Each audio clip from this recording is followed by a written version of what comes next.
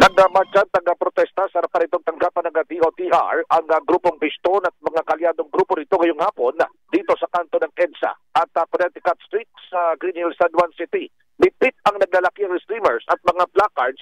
Ibinandila ng Piston ang iba't ibang issue na kanilang isinusulong na tila nakakalimutan na umano ng pamahalaan.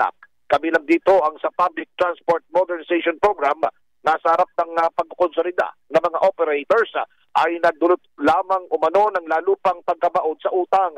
Ayon kay Piston National President Modi Floranda, nasa higit 50% ng public transport ang kakulangan ngayon dahil nga sa isinusulong na modernisasyon na sinabayan pa ng kaliwat kanang panguhuli ng DOTR, SAIC at ng LTO.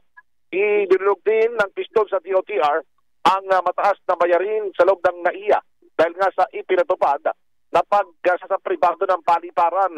Ilan pa sa usapin na sinulong ng Piston ang pagpapatigil ng sapilitang konsolidasyon ng mga operator.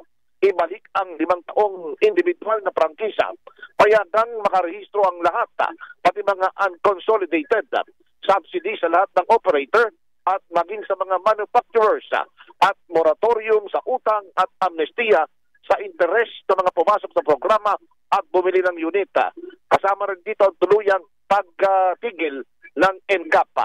Hindi naman gaanong nakaabala sa daloy ng trapiko dito nga sa EDSA Southbound Lane dahil nga sa nasa bangketa naman ang mga nagprotesta. Sa mga oras na ito ay tinapos na rin ng grupo ang kanilang pagkilos at unti-unti na tinitiklop ang kanilang mga ginamit sa protesta.